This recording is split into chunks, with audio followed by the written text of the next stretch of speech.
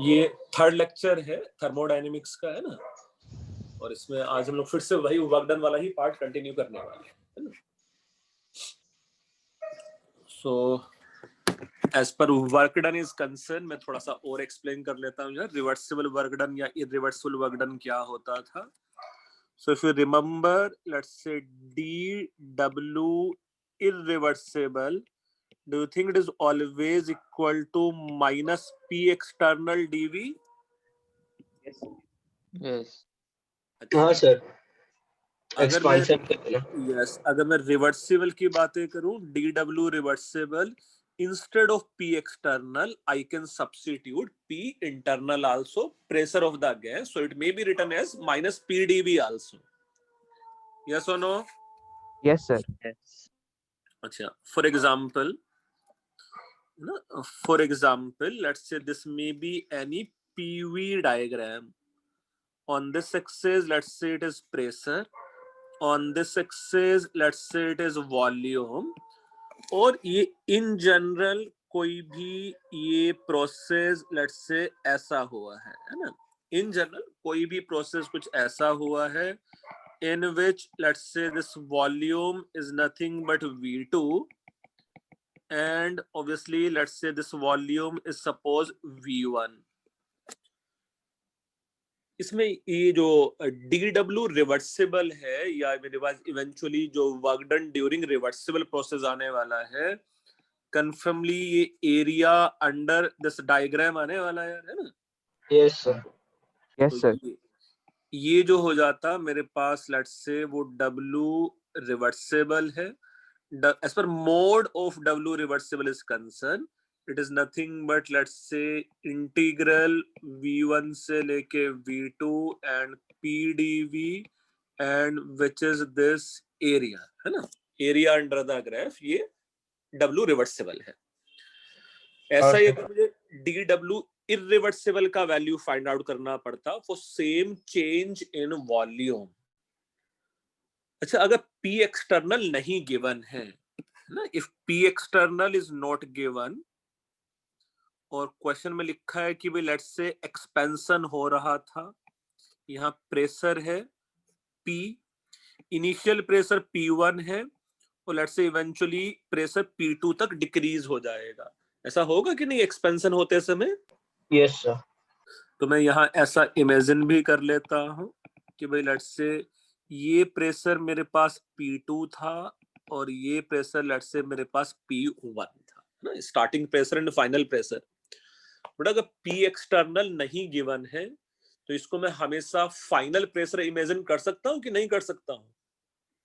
जब तक एक्सपेंशन होने वाला था, जब तक P इंटरनल P एक्सटर्नल के इक्वल ना हो जाए। हाँ सर, तो P2 के इक्वल हो जाएगा सर। हाँ, तो मैं ऐसा कुछ स्टेटमेंट लिख भी देता हूँ, if P external is not given in question, it can always assumed to be, let's say, P2. P2 means you can say final pressure. जब तक एक्सपेंशन होगा ना, जब तक मेरे पास लेट्स से गैस का प्रेशर एक्सटर्नल प्रेशर से ज्यादा है। Yes sir. अच्छा, अगर मुझे यहाँ वर्क डन इरिवर्सिबल लिखना होता तो do think work done irreversible will be nothing but let's से दिस एरिया। मैं बताता हूँ कैसे आया ये। मैं यहाँ ये जो वर्क डन इरिवर्सिबल होता magnitude wise, do think it is integral v1 से लेके v2 एंड लेट्स से it is nothing but P external dv। और अगर P एक्सटर्नल P2 है सपोज, है ना, तो डू यू थिंक इफेक्टिवली ये बन सकता था let's say P2 times of v2 minus v1। Yes sir. तो वो एरिया ऑफ दिस रेक्टेंगल ही आ जाता कि नहीं आता? अच्छा हाँ, रेक्टेंगल का एरिया। में रेक्टेंगल का एरिया तो बना है बेटा, P2 टाइम्स हाँ, ऑफ V2 सर, माइनस हाँ। V1 है ना। हाँ यस यस हाँ सर। यस, जितना बोर्ड पे है उसको जल्दी से एक बार लिख डालो, फिर हम लोग समराइज कर लेंगे उसको। सर वो जो ऊपर का पार्ट बच गया उसको क्या बोलेंगे? बेटा वो एक्स्ट्रा वर्क है, हम लोग ऐसा बोल सकते हैं बस, है ना। अच्छा, ये जो पूरा येलो से शेड है वो रिवर्सिबल वर्क है, ये पक्का है ना। जो मैंने सिर्फ ब्लू से शेड किया है वो बस इरिवर्सिबल वर्क का मैग्नीट्यूड है। Yes.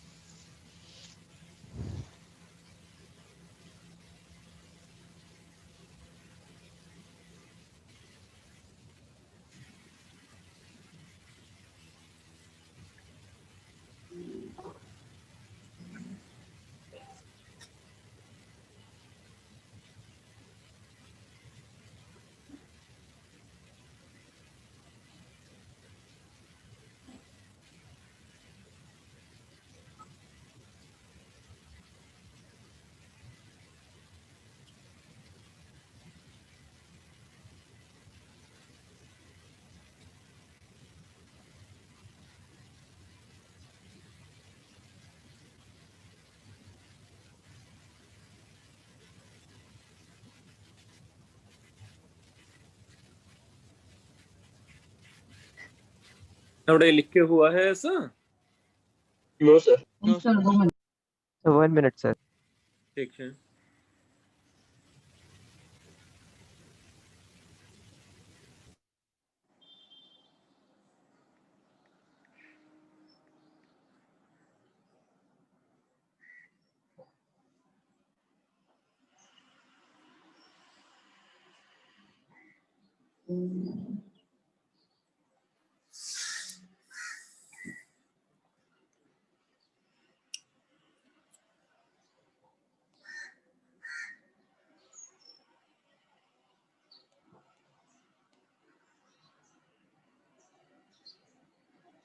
Yes sir, done. Done. 1 minute, sir. 1 minute. हाँ,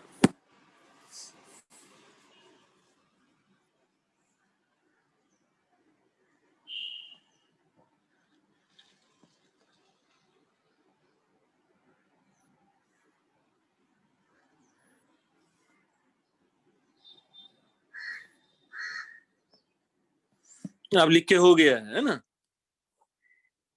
हाँ सर। चलो, अच्छा ये दोनों वर्क डन में से बेटा किसका वर्क डन ज्यादा होता है for same change in volume, reversible work की irreversible work? Reversible. Reversible sir. Reversible का वर्क बन जाता रिवर्सिबल का वर्क डन ज्यादा है, शायद एक्सपेंशन होते समय ऐसा दिख भी रहा है ना। अच्छा हाँ। यही अगर कंप्रेशन होता, इंस्टेड ऑफ एक्सपेंशन, सपोज अगर ये कंप्रेशन होता, मतलब मैं इसको कुछ ऐसा इमेजिन कर लेते हैं कि भाई ये एरो बस अब उल्टा लगा लो, देखो है ना। इंस्टेड ऑफ एक्सपेंशन अगर ये कंप्रेशन होता तो डू थिंक ये P1 हो जाता और ये P2 होता मेरे पास? हाँ हाँ सर। सर। रिवर्सिबल का। कंप्रेशन है ना। अच्छा रिवर्सिबल वर्क डन तो अभी भी उतना ही है, डू यू थिंक मेरे पास अब इरिवर्सिबल वर्क डन ये हो जाता? हाँ सर। ओके हाँ सर। अभी कौन सा वर्क ज्यादा होता? इरिवर्सिबल। Irreversible work done. तो चलो मैं एक स्टेटमेंट यहाँ लिखता हूँ और फिर उसको आसान करने की कोशिश करते हैं। फॉर लेट्स से expansion, for expansion magnitude of reversible work will be more than magnitude of irreversible work, and for compression you can say reversible work का जो मैग्नीट्यूड है it is less than irreversible work का magnitude. अच्छा for same change in volume,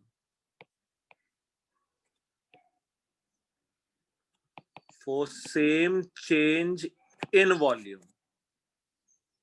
थोड़ा ये clear है कि नहीं जो स्टेटमेंट लिखा हुआ है? Yes sir. अच्छा अगर मैं साइन के साथ भी ले लूं, सपोज सर अगर मैं, हाँ बोलो। Sir for the same change in value का मतलब क्या होगा? वो सेम चेंज इन वॉल्यूम बेटा, मतलब हाँ वो sir. Same expansion same compression के लिए, ऐसा नहीं ना कुछ भी एक्सपेंशन ले लूं कुछ भी कंप्रेशन ले लूं, है ना। Okay sir. वो same change in volume of the system, है ना। अच्छा, अगर मैं साइन के साथ ले लूं तो मैं हमेशा ऐसा बोल सकता हूं क्या साइन के साथ कि ये जो W रिवर्सिबल है it is always less than W irreversible. मैं साइन के साथ में हमेशा ऐसा बोल सकता हूं क्या, जैसा हाँ सर, वो तो माइनस एक्सपेंशन, हाँ यस, सर, हाँ। एक्सपेंशन होते समय दोनों ही निगेटिव वर्क होते हैं ना। एक्सपेंशन होते समय दोनों ही निगेटिव वर्क हैं, और कौन ज्यादा निगेटिव है? Irreversible, reversible, reversible. है ना। तो ज्यादा निगेटिव मींस ऑब्वियसली कम हो गया। हाँ सर, कंप्रेशन होते समय दोनों ही पॉजिटिव हैं, और कौन ज्यादा वर्क है? इरिवर्सिबल। इररिवर्सिबल। तो इन जनरल हम लोग ब्लू वाला तो याद रख सकते हैं, है ना। हाँ सर। चलो जल्दी से लिखो, फिर हम लोग कुछ टाइप ऑफ प्रोसेस में वर्क डन फाइंड आउट करेंगे अभी।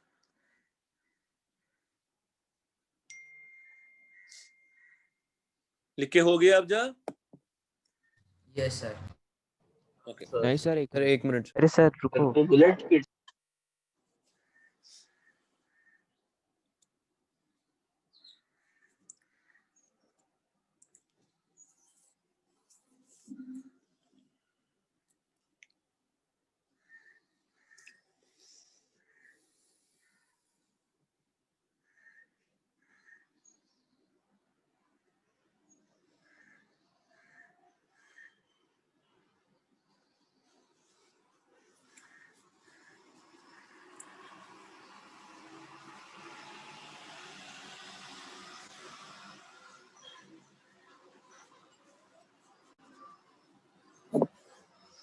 बेटा अब लिख के हो गया कि नहीं?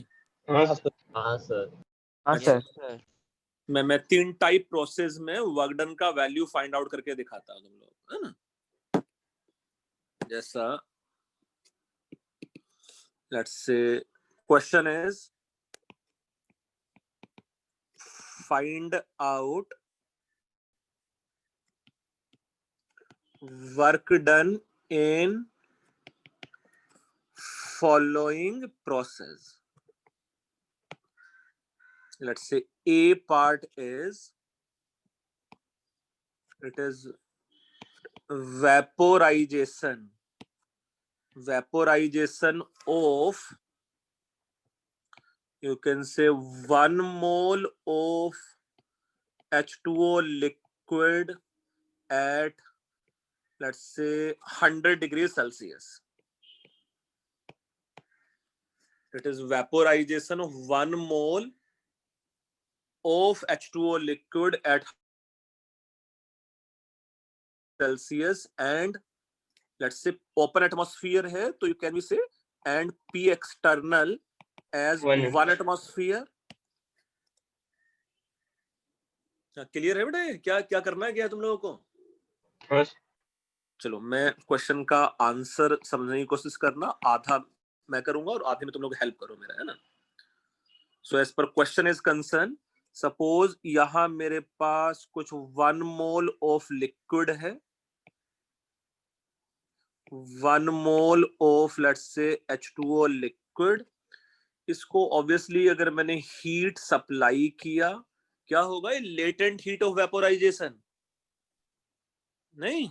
हाँ सर। अच्छा हाँ हाँ लेटेंट हीट ऑफ वेपोराइजेशन के अगेंस्ट में अब इंस्टेड ऑफ लेट्स से ये लिक्विड, सपोज ये वेपर्स बन गया होगा। डू यू थिंक ये जो वेपर्स का वॉल्यूम ऑक्यूपाइड होगा वो इस लिक्विड के कंपैरिजन में ज्यादा होगा कि कम होगा? ज्यादा। ज्यादा होगा। सो यू कैन से ये सपोज H2O वेपर है।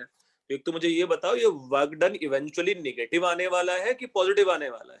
नेगेटिव। एक्सपेंशन। नेगेटिव होगा, ये एक्सपेंशन है। ठीक है, चलो अब इसका मैग्नीट्यूड देखो कैसे फाइंड आउट कर सकते हैं हम लोग। इफेक्टिवली मेरे पास जो रिएक्शन है, रिएक्शन को भी मैं लिख लूं, H2O लिक्विड है। डू यू थिंक ये 373 केल्विन एंड एट 1 एटमॉस्फेयर हाँ sir. is converting to H2O vapor 373 kelvin and 1 atmosphere लिख लें हम लोग। हाँ सर। ये बताओ ये रिवर्सिबल प्रोसेस है कि इरिवर्सिबल प्रोसेस है? रिवर्सिबल। Reverse reverse. रिवर्सिबल। बेटा रिवर्सिबल प्रोसेस होने के लिए, है ना, रिवर्सिबल प्रोसेस होने के लिए ये जो P एक्सटर्नल है, डू यू थिंक मुझे कंटिन्यूअसली चेंज करना पड़ सकता था? यहाँ P एक्सटर्नल कांस्टेंट है बेटा, है ना? हाँ सर। याद है कि रिवर्सिबल प्रोसेस के लिए driving force and opposing force approximately same रहेगा। हाँ सर। अच्छा हाँ सर। अच्छा कोई फर्क भी नहीं पड़ रहा, मेरे पास प्रेशर कांस्टेंट है, ये कंफर्म है ना? Yes sir. तो एक तो ये पक्का है कि ये जो वर्क डन है, do you think it should be equal to let's say minus P external V2 minus V1 effectively. Pressure हाँ कांस्टेंट सर। है तो हाँ मैं सर। डिफरेंशियल से बाहर ही ले लूंगा उसको, है ना? Yes sir. हाँ सर। अच्छा प्रेशर कितना है? Let's say 1 one atmosphere. Atmosphere. So V2 minus V1 मुझे फाइंड आउट करना होगा, तो I can say it is nothing but minus P external, it is volume of H2O vapour minus volume of H2O liquid करना liquid. पड़ेगा मुझे इसका।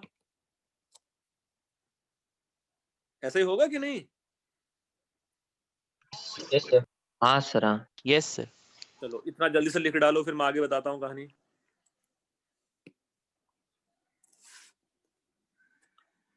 ये ए part है क्वेश्चन का, ऐसे हम लोग डी ई तक कर लेंगे, डिफरेंट डिफरेंट टाइप के क्वेश्चन, तो शायद आइडिया समझ में आएगा। सर जो भी हीट प्रोवाइड की वो लेटेंट हीट में यूज है, इसीलिए टेम्परेचर चेंज नहीं हुआ ना? यस सर ना, इसलिए टेम्परेचर चेंज नहीं होता। तो ये आइसोथर्मल प्रोसेस भी है, ये आइसोबारिक प्रोसेस भी है ना? Yes sir. बट मैं इसमें रिवर्सिबल आइसोथर्मल का फार्मूला यूज नहीं कर सकता हूँ, है ना, क्योंकि रिवर्सिबल है ही नहीं process.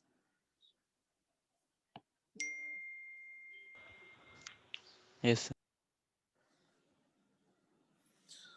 From here, work done can be further equal to, it is let's say minus P external, जिसका वैल्यू हम लोग पुट कर ही देंगे, minus P external times of, यार ये वेपर का वॉल्यूम हम लोग कैसे फाइंड आउट कर सकते हैं? 1 मोल ऑफ वेपर का वॉल्यूम 22.4 लीटर।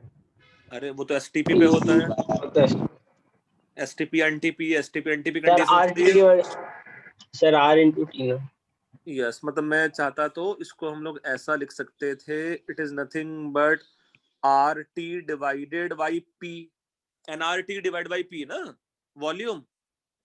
हाँ सर वो था मतलब ऐसा ही लिख लो, n R T by P minus, यार ये जो वॉल्यूम लिक्विड का वॉल्यूम होगा, ये मतलब अप्रोक्सीमेटली 18 मिलीलीटर होगा कि नहीं होगा?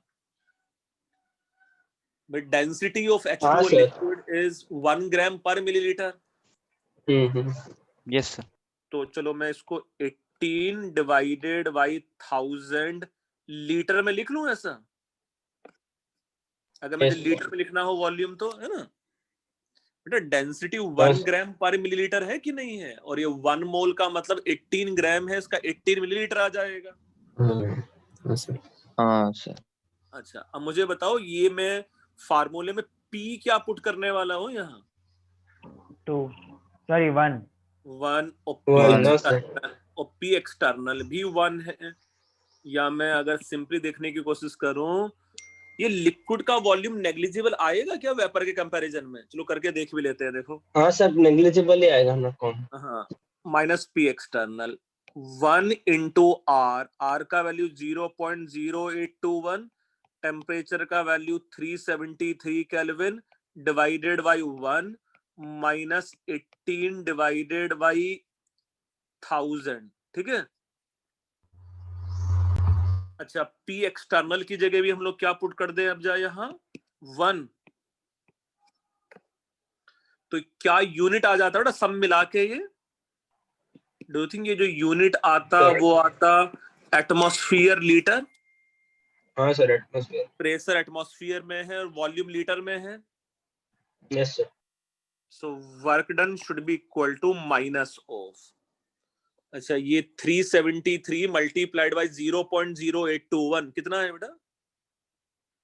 कैलकुलेटर से करके बता सकते हो तुम लोग मुझे?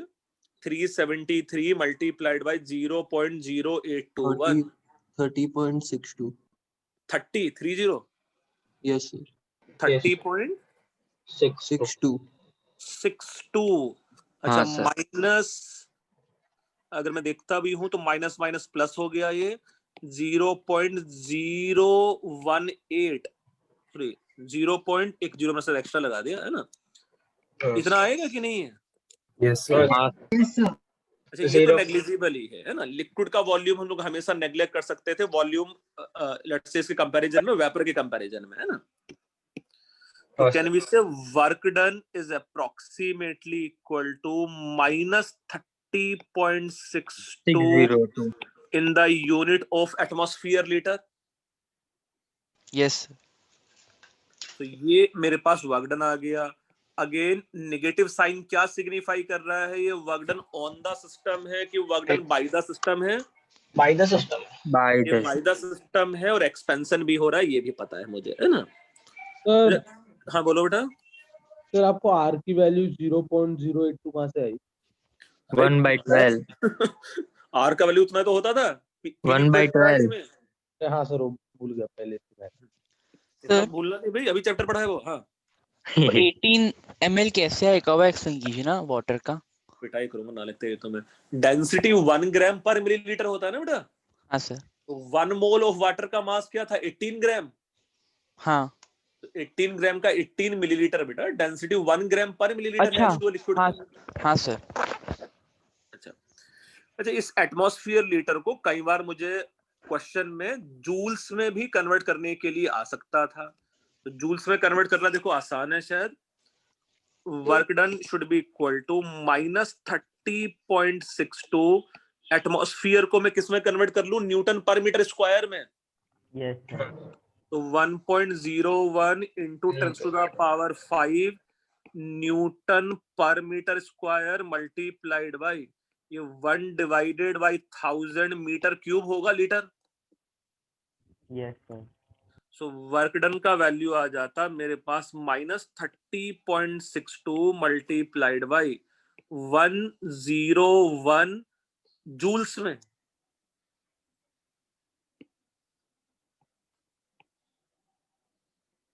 आएगा कि नहीं ऐसा? Yes, sir. हाँ सर। तो ये कन्वर्जन भी याद रख सकते हो क्या? 1 atmosphere litre is 101 joule.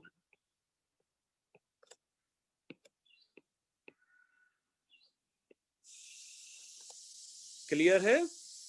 Yes sir. बड़े क्वेश्चन पूरा समझ के हो गया तुम लोगों का? हाँ सर। ठीक, चलो आगे बढ़ते हैं। लिख के हो गया सर एक मिनट, लिखना है सर।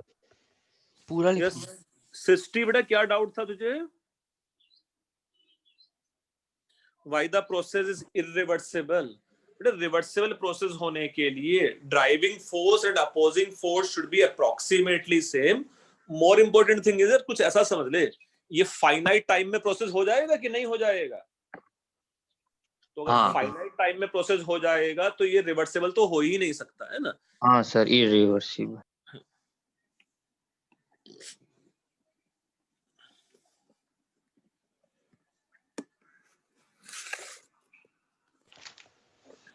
नहीं लिख के हो गया है? नहीं सर।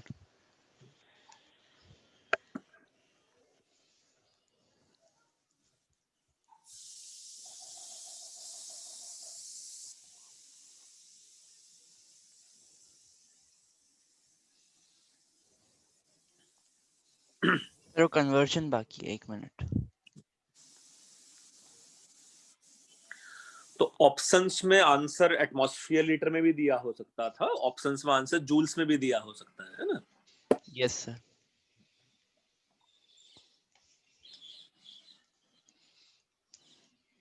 हाँ सर हो गया। बढ़िया। नेक्स्ट में let's say b part of the same question. If let's say 1 mole of ideal gas. If 1 mole of ideal gas is carried out in given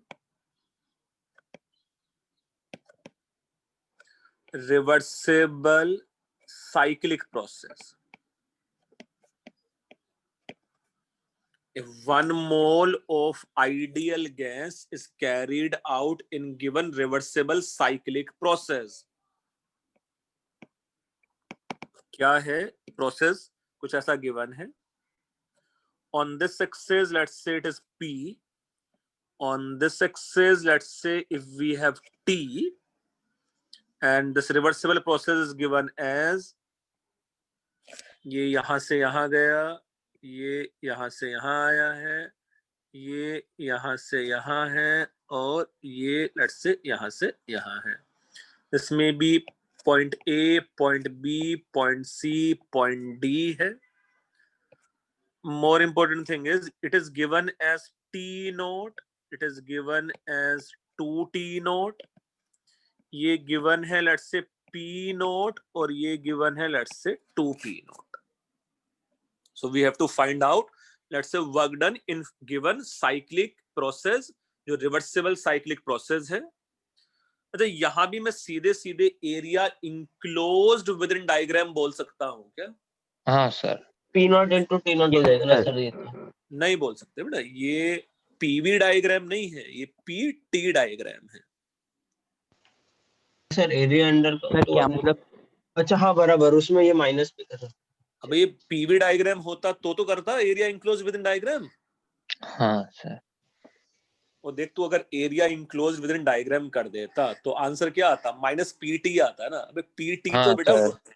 PT तो वर्क डन का unit ही नहीं है भाई. हाँ, एटमॉस्फेयर ये metre है. आना चाहिए ना कम से कम. हाँ सर. हाँ sir.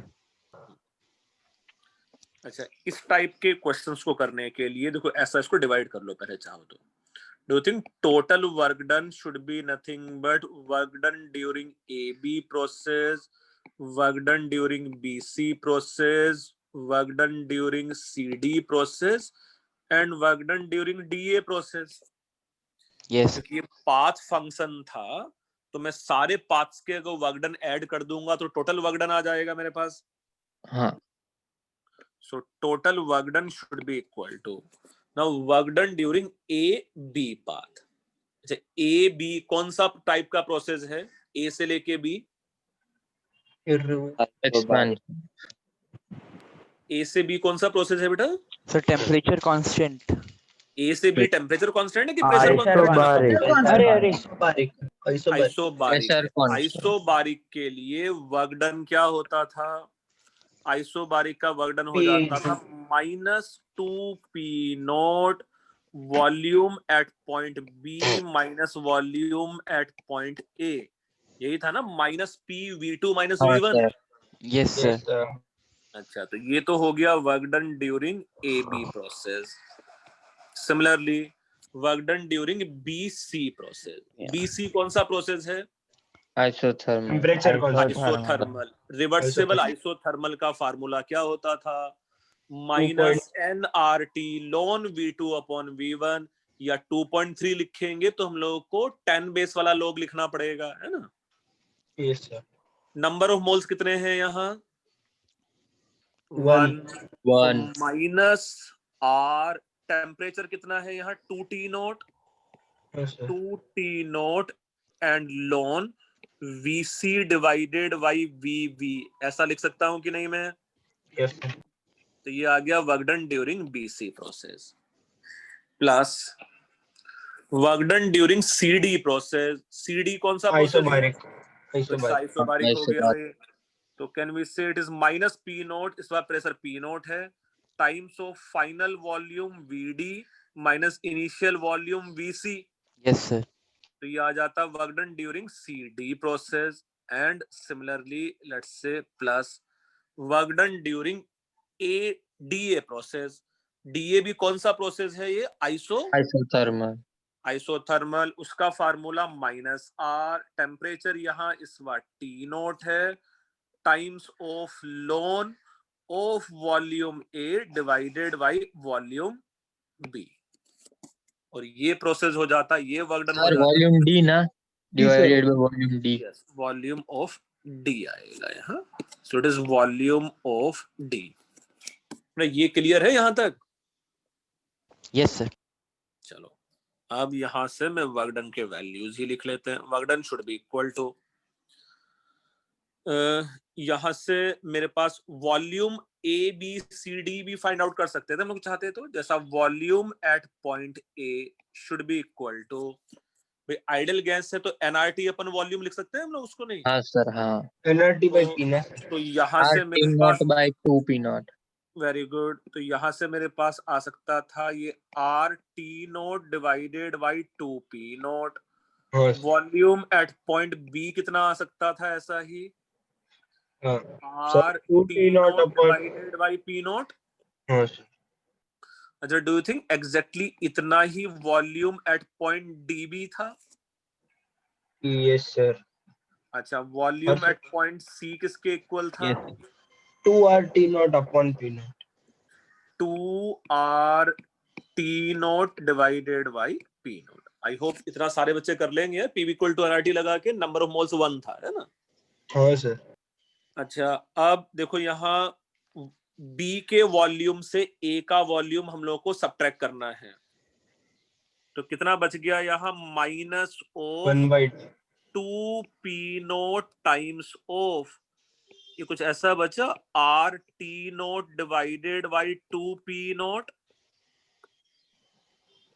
Sir volume of b से माइनस करना. हाँ हाँ, यस सर. ये बचा. वॉल्यूम ऑफ ए भी पता है, वॉल्यूम ऑफ बी भी पता है ना? हाँ सर. प्लस ये आ जाता minus 2r T naught into ln of volume of c divided by volume of b. कितना बच रहा है? 2 बच रहा है, तो इसको लॉन 2 लिख लेते हैं, है ना? प्लस ये बच जा रहा है minus of P naught times of volume of D minus volume of C. Volume minus of 1 minus of r t naught by P not.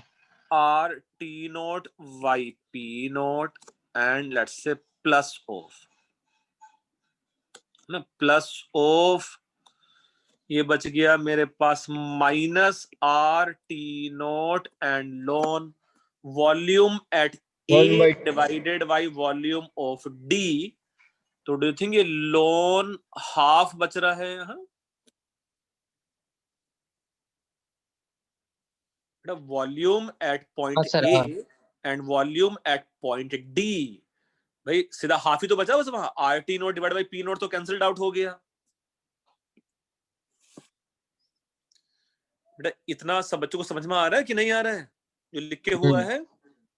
हाँ सर, आ रहा है. हाँ. अब थोड़ा सा इसको और सिंपलीफाई कर लिया जाए. डू यू थिंक ये वाला जो टर्म है और ये वाला जो टर्म है वो कैंसिल्ड आउट हो रहा है क्या? Yes, sir. हाँ सर. हाँ सर. एक का value let's say minus R T naught है और एक का value plus R T naught है. हाँ sir.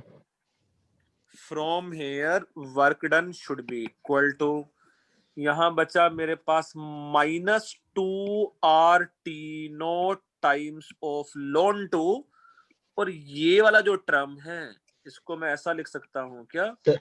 Plus R T note lawn 2. हाँ सर. लॉगरिथम का इतना टर्म तो आता है. हाँ सर. हाँ सर. अच्छा, फ्रॉम हेयर वर्क डन का value is minus R T note lawn 2 आ गया है ओवरऑल. क्वेश्चन समझो, उसका सॉल्यूशन समझो. इतना question objective type 4 option single choice में आराम से आ सकता है.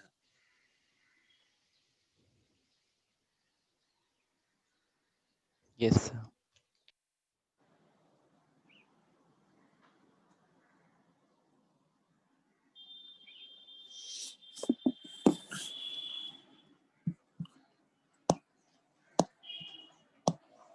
लिख के हो गया है ऐसा?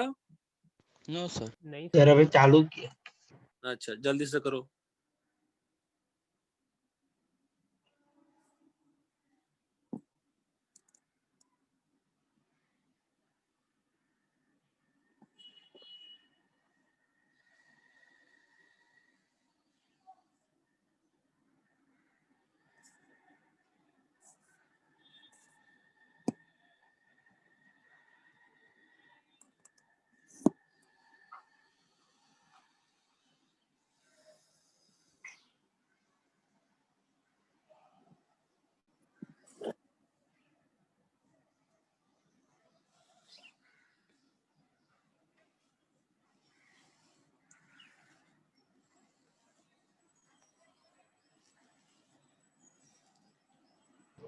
सर वो लोन हाफ को क्या हुआ?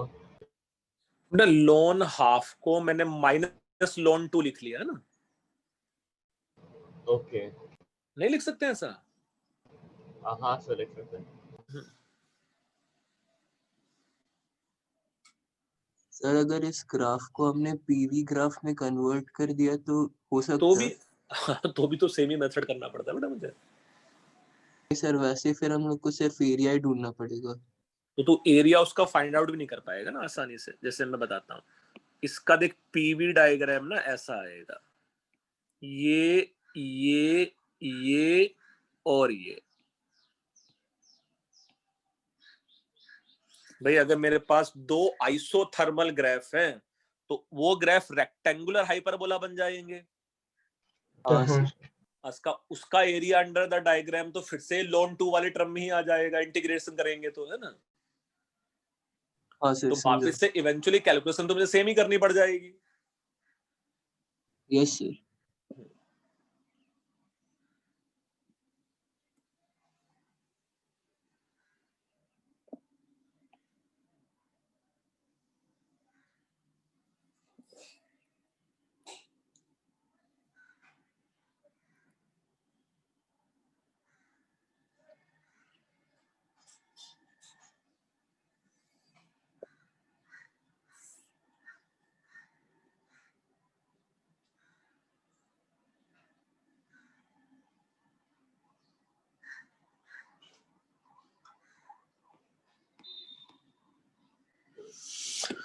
आयुषा मोहंती, तुम्हें कुछ डाउट है बेटा?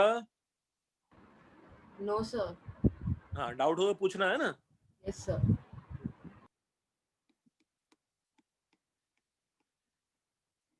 सर यस बोलो बेटा।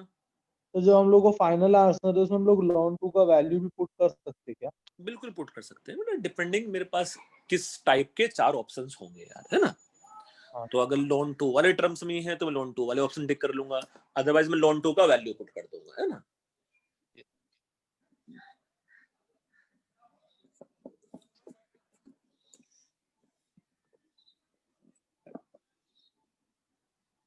यस लिख के हो गया अब जा।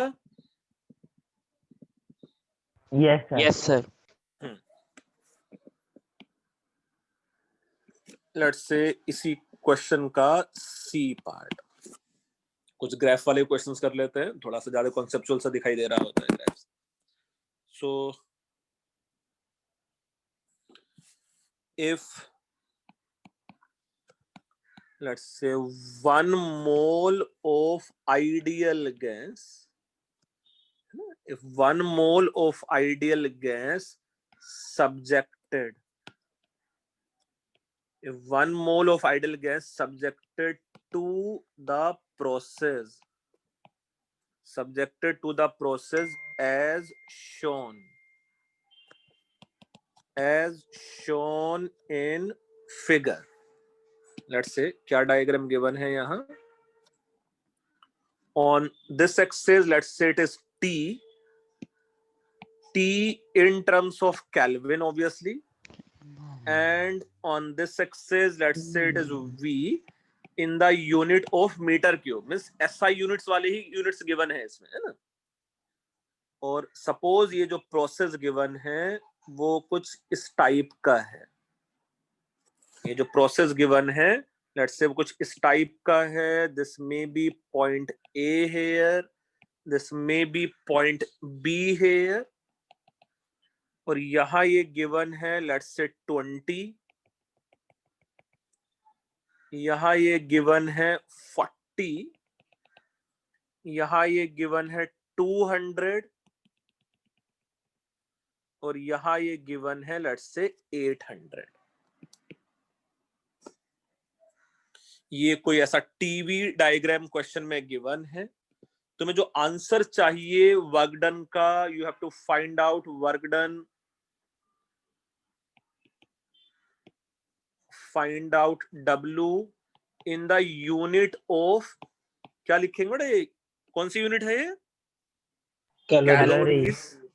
सच दैट R का वैल्यू अप्रोक्सीमेटली 2 कैलोरी है, 2 कैलोरी पर मोल पर केल्विन, वो तो 1.98 होता है ना। एंड ln 2 का जो वैल्यू है, ln 2 का जो वैल्यू है तुम लोग 0.7 ले सकते हो। ln 2 का जो वैल्यू है वो 0.7 ले सकते हो तुम लोग। चलो भाई, और क्या जान ले लूंगे, सब कुछ दे दिया है इसमें, अब है ना? हाँ सर।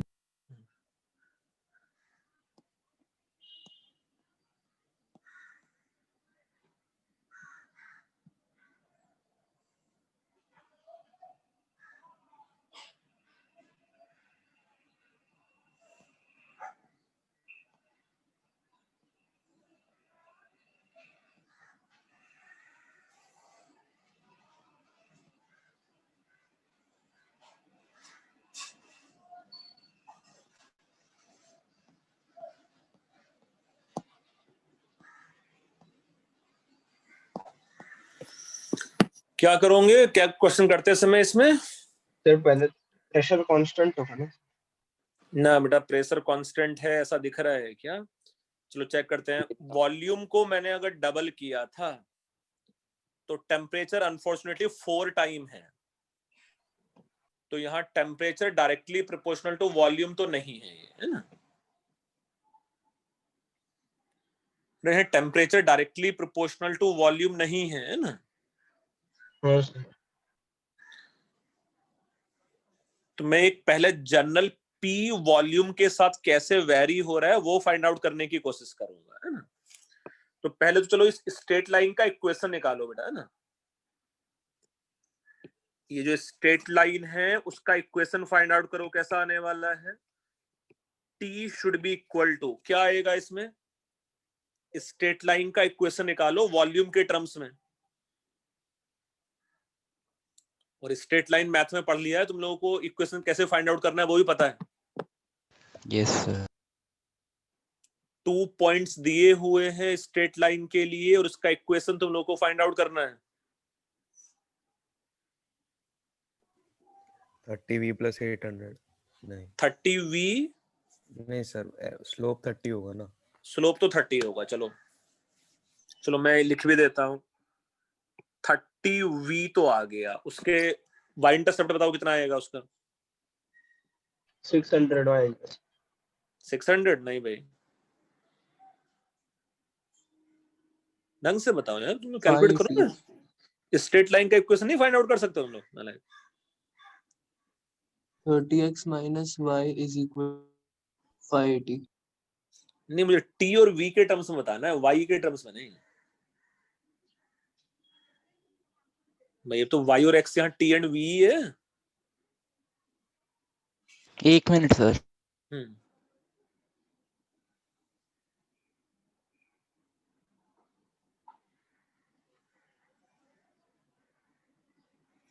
यार इतना करने के बाद तो -5t। हाँ, मतलब आयुषा मोहंती ने मुझे सही आंसर बताया है।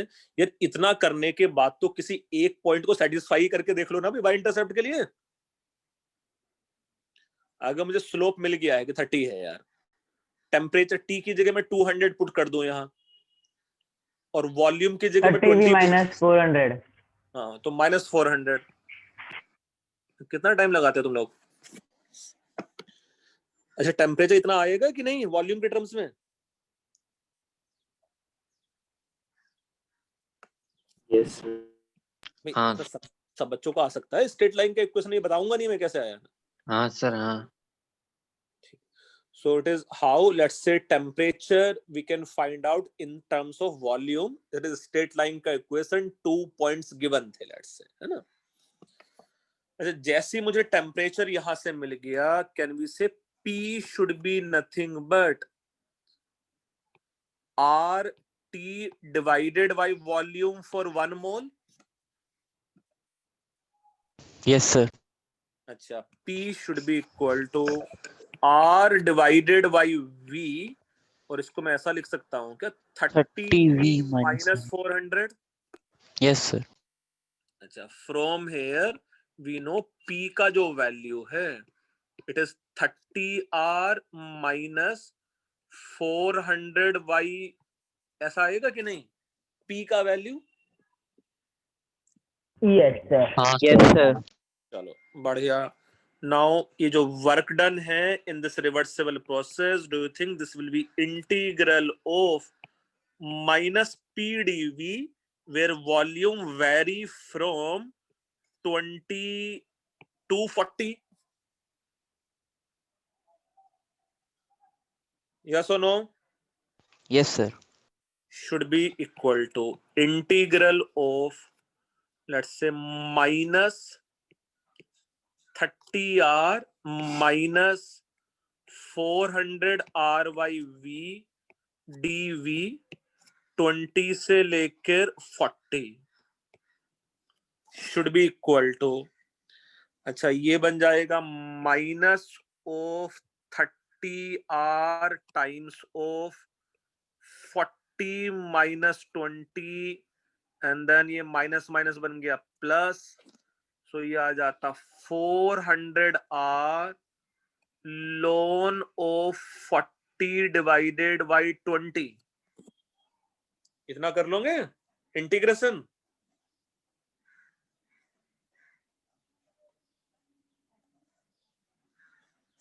हाँ बेटा, ये इंटीग्रेशन कर सकते हो अपने आप से कि नहीं?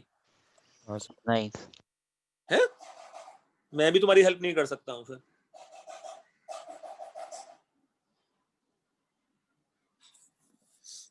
बेटा इतना इंटीग्रेशन क्या?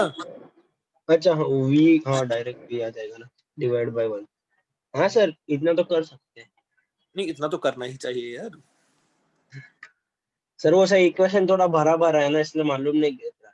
वो सर A B और V के टर्म में होता तो हो जाता था यही से. बेटा वही सब थोड़ा जल्दी जल्दी कैलकुलेट करने की हैबिट डालनी है ऐसे में, और उतना मुश्किल भी नहीं है. हाँ थोड़ा सा मतलब फर्स्ट टाइम्स टाइप की चीजें कर रहे हो तो मैं अज्यूम कर सकता हूँ, बट ऐसा भी नहीं कि बहुत ज्यादा डिफिकल्ट है.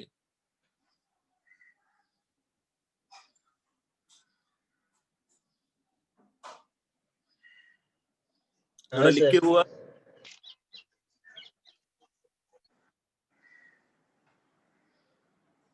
Yes, sir. समझ गया. ऐसा देखो, देवांश परमार मुझे आंसर भी बता रहा है. नेगेटिव में आएगा कि पॉजिटिव में आएगा, पहले ये बताओ मुझे आंसर. सर नेगेटिव नेगेटिव में आएगा सर. कितना आ रहा है नेगेटिव में? सब मिला के मल्टीप्लाई करके सब बताना मुझे.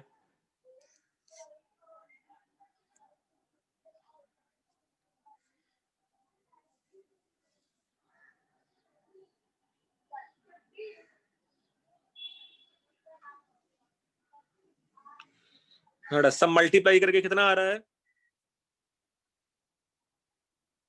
एक माइनस सेकंड. 640. कितना बेटा? माइनस 640. माइनस 640. हाँ सर. आर का वैल्यू पुट कर लिया उसके बाद? हाँ सर, R का वैल्यू पुट कर दिया उसके बाद. अच्छा, भाई सब बच्चों को इतना आंसर आ रहा है क्या? Minus 640 calories. एक सेकंड सर. क्या बात कर रहा है? Yes, sir. मुझे भी आ रहा है. यही आ रहा है आंसर? 40 मुझे भी 640 आ रहा है. अच्छा ठीक है. हाँ सर -640. अच्छा, लगता है सर ने देवांश अभी क्वेश्चन बनाया है. देवांश ने मुझे शायद कुछ और आंसर दिया था यार.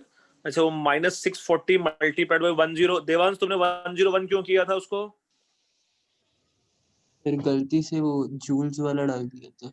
नहीं बेटा, ये ऑलरेडी आंसर मेरे पास कैलोरीज में ही आ जाएगा ना, कि आर का वैल्यू को मैं 2 पुट कर दूंगा तो. हाँ सर, समझो. ठीक है बेटा, ये क्वेश्चन भी समझ के हो गया. हाँ सर. तो थोड़ा थोड़ा मैथमेटिक्स का यूज है बेटा इसमें सब में, है ना? बहुत है। अच्छा, डी पार्ट एक और मैं करके दिखा देता हूँ तुम लोगों को समझने के लिए कि कौन से टाइप के किस टाइप के क्वेश्चंस बन सकते हैं। D part, let's say if you can imagine 1 mole of ideal gas, 1 mole of ideal gas expanded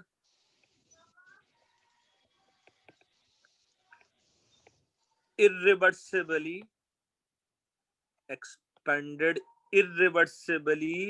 in two-stage expansion. In two-stage expansion such that let's say मेरे पास ये जो state 1 है, state 1 is pressure 8 bar है, volume 4 litre है, temperature 300 kelvin है ना? अच्छा, इस स्टेट 1 से मैं आ गया हूं अब स्टेट 2 पे। सो एज पर state 2 is concern, it is given as pressure 2 bar है, प्रेशर 2 बार है, वॉल्यूम 16 लीटर है एंड टेम्परेचर 300 केल्विन है। फिर स्टेट 2 से मैं एक बार फिर से लेट्स से अब मैं स्टेट 3 पे आ गया हूं। स्टेट 3 में मेरे पास जो वॉल्यूम, ये मेरे पास जो प्रेशर है वो 1 बार है, वॉल्यूम मेरे पास 32 लीटर है एंड टेम्परेचर इज 300 केल्विन। तो ये डी पार्ट है। लेट्स से इसको मैं शायद ऐसा डिफाइन कर सकता हूं, वर्क डन 1 से 2, और इसको मैं लिख सकता हूं वर्क डन 2 से 3। हाँ सर। सो मैं अभी 2 स्टेप्स में वर्क डन है, और again you know work done is path function. So अगर मुझे total work done find out करना है तो क्या करना चाहिए था? पहले 1 से 2 find 1 to 2 plus work done from 2 to 3. So you can say work done should be equal to work done 1 से 2 प्लस मुझे वर्क डन ऐड कर देना चाहिए था 2 से 3 वाला। क्लियर? Yes sir. अच्छा, नाउ वर्क डन फ्रॉम 1 से लेके 2, ये इरिवर्सिबल प्रोसेस है, मुझे पी एक्सटर्नल पहले वाले स्टेज के लिए दिया नहीं है। कितना लेना चाहिए मुझे पी एक्सटर्नल पहले वाले स्टेज के लिए? 2 बार। 2 बार, वेरी गुड, है ना? क्योंकि उसका जो फाइनल प्रेशर होने वाला है वो 2 बार होने वाला है, नहीं? Yes sir. So you can say as per W is concerned, it is nothing but -2 times of। Sir हाँ बोलो। आपने पी एक्सटर्नल 2 बार क्यों लिया? बेटा अगर पी एक्सटर्नल नहीं दिया होता था तो कहीं लिखाया था कि it can be assume to be final pressure? हाँ वो भी थोड़ी हाँ देर सर, आज ही लिखा। जब तक एक्सपेंशन होता रहेगा, जब तक इंटरनल प्रेशर एक्सटर्नल प्रेशर के इक्वल नहीं आ जाता है ना? हाँ सर हाँ। अच्छा, चेंज इन वॉल्यूम कितना है बेटा इसमें? 8 लीटर। नहीं 16 minus 4 12. अच्छा, प्लस 1. अच्छा, यहाँ मेरे पास प्लस का साइन होना चाहिए था। Good, very good. प्लस मैं इसको ऐसा लिख लेता हूँ -1, है ना? Yes sir. -1 टाइम्स ऑफ कितना चेंज इन वॉल्यूम? 16. 32 - 16, और ये कौन सा यूनिट है बेटा सब मिला के? बार लीटर पर केल्विन। अबे नाले, और कितना लेगा? बार लीटर ही तो यूनिट Yes होता sir. है। Yes sir. हाँ sir. अच्छा, from here let's say -2 times of 16 - 4 कितना हो गया? 12। हाँ सर। अच्छा, डू यू थिंक ये सब मिला के कितना आ गया? -16। Yes sir. तो सब मिला के कितना हो गया? Minus of 40 minus 40 bar litre. Litre. अच्छा, बार लीटर को अगर मुझे जूल्स में कन्वर्ट करना है suppose, so W should be equal to कितना आ जाता है? -40 into 10⁻²² एटमॉस्फेयर, नहीं जूल्स -40 into 10⁻²² ऐसा जूल। लिख सकता हूँ -40 multiplied by 100 joules. Yes sir. बेटा ये समझना कि ये 1 बार, भाई 1 बार का मतलब क्या होता था? 10⁻⁵ न्यूटन पर मीटर स्क्वायर था कि नहीं था? यस। और Yes, मैं मीटर क्यूब से मल्टीप्लाई करूंगा तो 100 बच जाएगा, वैसे मेरे पास है ना। हाँ सर। तो मेरे पास जो वर्क डन का वैल्यू है वो -4 किलो जूल आ जाता है इस तरीके से।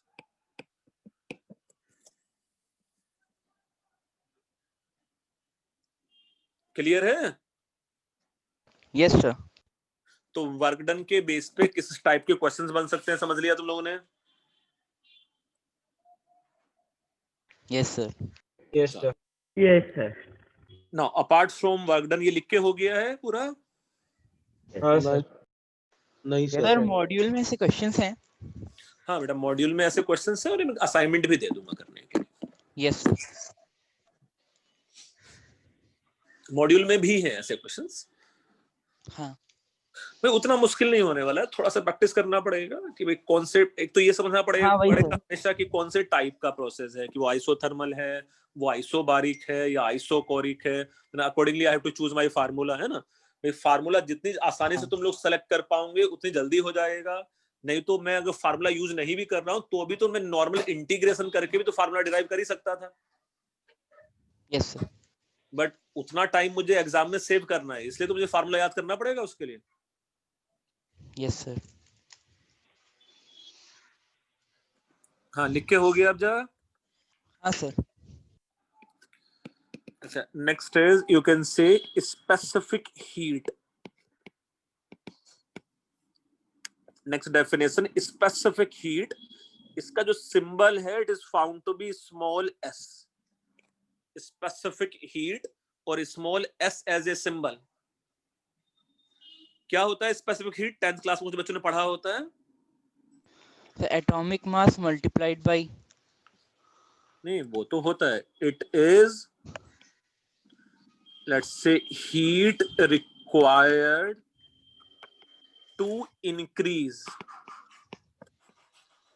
increase the temperature of given substance, or to increase the temperature of, you can say 1 gram of substance। usually unit mass के लिए डिफाइन करते हैं ना, 1 gram of substance y 1 degree Celsius। Sir एक बार एक्सप्लेन कर सकते हैं आप? समझ में नहीं आया मुझे। अब क्या बात कर रहे हैं? सीधा कितना हीट हम लोगों को 1 ग्राम ऑफ सब्सटेंस को सप्लाई करना पड़ेगा कि उसका टेम्परेचर 1 डिग्री सेल्सियस से बढ़ जाएगा। अच्छा, हाँ, मतलब इसको मैं ऐसा बोल सकता हूं कि ये जो S है it should be equal to 1/m dq/dt। अरे कैलोरीमेट्री में होता था क्या? हाँ, ये कैलोरीमेट्री में होता था 10th क्लास में, है ना। हाँ सर। तो specific heat per unit mass कितना हीट सप्लाई करना पड़ेगा for per unit change in temperature. मैं ऐसा लिख सकता हूं कि नहीं इसको? यस सर, अच्छा, from here can we say dq should be equal to ms dt, और दोनों साइड फिर इंटीग्रेट कर दो। dq का इंटीग्रल क्या हो जाएगा? Total q, heat supplied. Yes sir. और ये हो सकता था ms t2 minus t1। Yes sir. तो total heat supplied should be equal to mass into specific heat into change in temperature. अच्छा ये फार्मूला तो 10th क्लास में कैलोरीमेट्री में होता था, मुझे याद है। हाँ सर, ये direct formula MS delta T. कौन से बोर्ड में? यार सीबीएसई में भी होना चाहिए था, सीबीएसई में ऐसे क्वेश्चन नहीं सर थे कि सीबीएसई में नहीं था। नहीं सर, सीबीएसई नहीं होता। अच्छा ऐसे ICSE क्वेश्चन नहीं होते थे कि 10 आइस क्यूब को मैंने मिक्स कर दिया 50 ग्राम ऑफ वाटर में, फाइनल टेम्परेचर फाइंड आउट करो, ऐसा? हाँ सर, नहीं सर, नहीं सर, सर कैलोरीमेट्री नहीं हाँ हमको तो समझा दो सर। नहीं महाराष्ट्र बोर्ड वाले बच्चों को बोलने की जरूरत ही नहीं है, उसमें नहीं होता है सब, है ना? हाँ सर, कैलोरीमेट्री में था। हाँ सर। ठीक है चलो। खाली फॉर्मूला होता है, बाकी कुछ नहीं। अच्छा चलो कोई बात सर, नहीं, ये बहुत समझ easy होता है। ये समझ में आ रहा है बेटा, Q equal to ms T2 minus T1 क्या होगा भी? हाँ हाँ सर। सर। अच्छा for example specific heat, for example specific heat of water किसके इक्वल होता है बेटा? Specific heat of water 1 calorie per gram per degree Celsius, और it is 4.18 joules per gram per degree Celsius, है ना? जो water का स्पेसिफिक हीट है it is 1 calorie per gram per degree Celsius है ना? ये इंटेंसिव प्रॉपर्टी है कि एक्सटेंसिव प्रॉपर्टी है specific heat? Specific heat extensive, sir specific तो सर इंटेंसिव होना चाहिए ना, इंटेंसिव होना चाहिए, सो it is intensive property, it is intensive property. भाई मैं उसका 1 ग्लास ऑफ वाटर ले लूं, 2 ग्लास ऑफ वाटर ले लूं, दोनों का स्पेसिफिक हीट तो सेम ही रहेगा। Yes sir.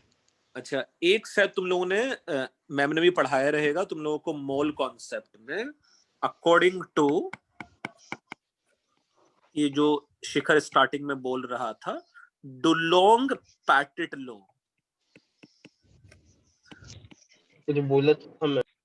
हाँ according to Dulong Petit law for any element, किसी भी एलिमेंट के लिए, for any element specific heat multiplied by atomic mass should be approximately equal to 6.4। और ये सिर्फ किसी एलिमेंट के लिए ही है बेटा, बस, है ना? Yes sir. और उसमें स्पेसिफिक हीट का यूनिट क्या होना चाहिए? जूल्स में कि कैलोरी में? जूल्स। कैलोरी, है ना? सो ये जो यूनिट होना चाहिए वो कैलोरीज पर मोल पर केल्विन में, है ना? इस इक्वेशन में पुट करते समय, है ना? Yes sir. सर फॉर्मूला में Q क्या है? Q heat wave. हाँ अच्छा हाँ। ये तो लास्ट क्लास में बताया था कि पूरे इस चैप्टर में Q हीट का स्टैंडर्ड सिंबल है बेटा। अच्छा हाँ सर, भूल गया था।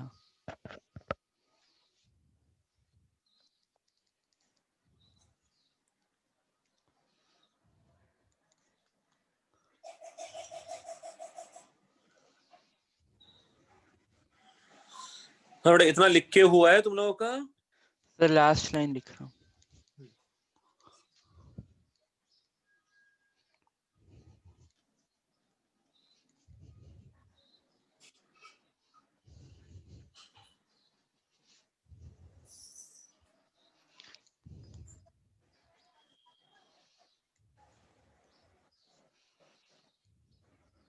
Yes sir. तो बाकी काफी डिटेल में आएगा फिजिक्स में ना, फिर से क्लास 11th में वो चैप्टर है कैलोरीमेट्री, है ना? तो ये स्पेसिफिक हीट कैलोरीमेट्री भर के है फिजिक्स में। फिजिक्स में जिन बच्चों का आईसीएसई बोर्ड था ऑब्वियसली उन बच्चों ने 9 10th में शायद पढ़ा होता है ये सब, है ना? 10th फिजिक्स हाँ में। सर 10th फिजिक्स में था। हाँ 10th फिजिक्स में है, यहाँ 11th फिजिक्स में भी है बेटा फिर से। एसएससी से है। थर्मो में इतना ही है क्या इसका स्पेसिफिक हीट का? नहीं अभी है, उससे रिलेटेड काफी कहानी है अभी, है ना। इतना मतलब कैलोरीमेट्री से जो हमने पढ़ा था वो उसका हाँ, स्पेसिफिक हीट ही है उसका latent heat भी हाँ है। वही लेटेंट हीट भी होता है तो उसका Latent पता लेटेड heat भी हीट, होता है। यस है ना। ठीक है, चलो आगे बढ़ते हैं। इतना लिख लिया स्पेसिफिक हीट का डेफिनेशन। हाँ है। Next is heat capacity. Heat capacity और इसका सिंबल कैपिटल सी है। हीट कैपेसिटी, उसका जो सिंबल है it is capital C and it may be defined and it is heat required to raise the temperature of given amount of substance by 1 degree Celsius। जैसा दोनों में difference क्या है बेटा, स्पेसिफिक हीट पर यूनिट ग्राम के लिए था और हीट कैपेसिटी गिवन मास के लिए है। मतलब हेयर यू कैन डिफाइन सी को मैं सीधा सीधा लिख सकता हूं बस dq by dt। कितना हीट मुझे सप्लाई करना पड़ेगा फॉर डिफरेंशियल या per unit change in temperature, या मैं Q को लिख सकता था इंटीग्रेशन के बाद C times of T2 minus T1 और C may be equal to mass multiplied by specific heat। Clear है?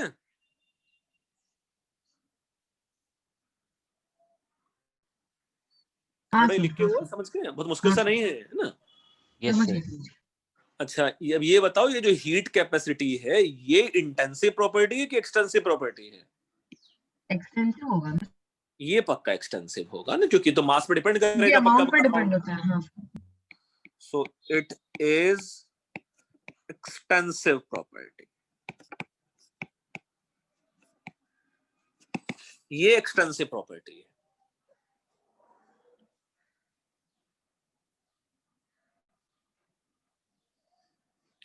तो specific heat and heat capacity मिलते जुलते टर्म में बेटा, एक पर यूनिट मास है और ये गिवन मास के लिए है। सर सर इसमें मास इंक्रीज होगा वैसे बस जैसे अमाउंट इंक्रीज होगा मास इंक्रीज होगा तो डायरेक्टली प्रोपोर्शनल हो जाएगा भी हीट कैपेसिटी, है ना।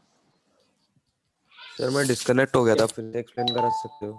कुछ नहीं किया बेटा, specific heat per unit mass के लिए था और हीट कैपेसिटी गिवन मास के लिए है ना।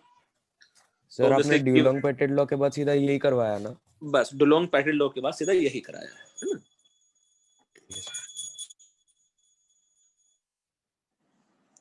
ऐसा ही इसमें और डेफिनेशन में हम लोग देखें तो हम लोग लिख सकते थे इसको, let's say molar heat capacity.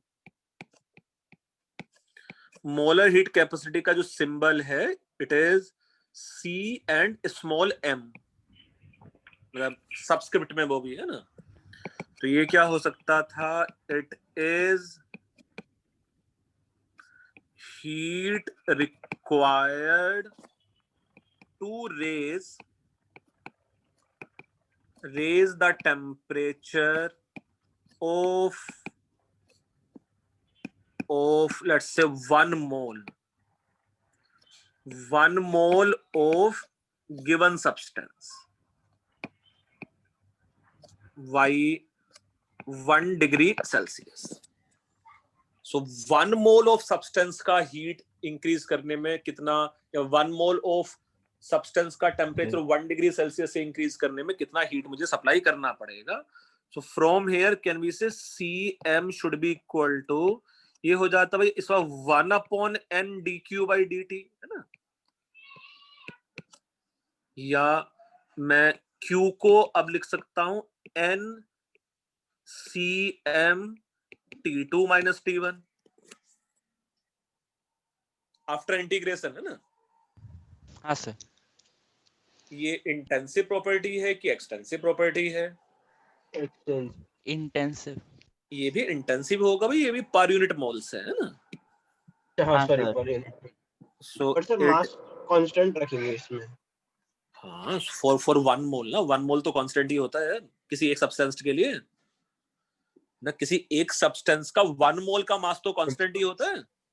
1 mole particular substance. So it is intensive property.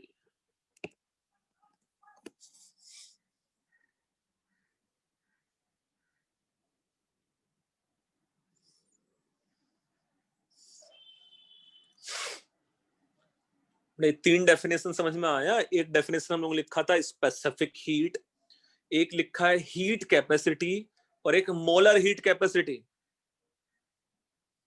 हाँ सर। सर आप तीनों का एग्जांपल दे सकते हैं, मतलब यानी एक बार वो फॉर्मूला यूज कर सकते हैं न्यूमेरिकल में कोई। ये लिख लेते हैं, 16 ग्राम ऑफ वाटर को 25 से 36 डिग्री सेल्सियस राइज करने में कितना हीट सप्लाई करना पड़ेगा यार, मल्टीप्लाई कर लेना भाई। अच्छा हाँ सर समझ गया। चलो आगे बढ़ते हैं।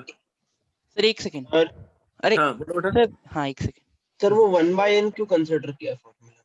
बेटा पर यूनिट मोल्स हम लोग है ना, तो अगर सपोज n मोल्स के लिए Q सप्लाई करना पड़ा है तो 1 मोल के लिए मुझे फाइंड आउट करना है, तो टोटल नंबर ऑफ मोल से डिवाइड कर दिया उसको, है ना।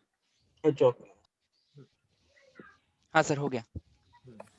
Sir C is equal to m into S, मतलब गिवन मास जो है वो ना। यस बेटा, वो जो गिवन मास है उसको स्पेसिफिक हीट से मल्टीप्लाई कर देंगे। Okay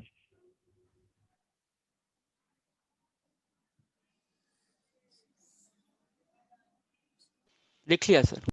okay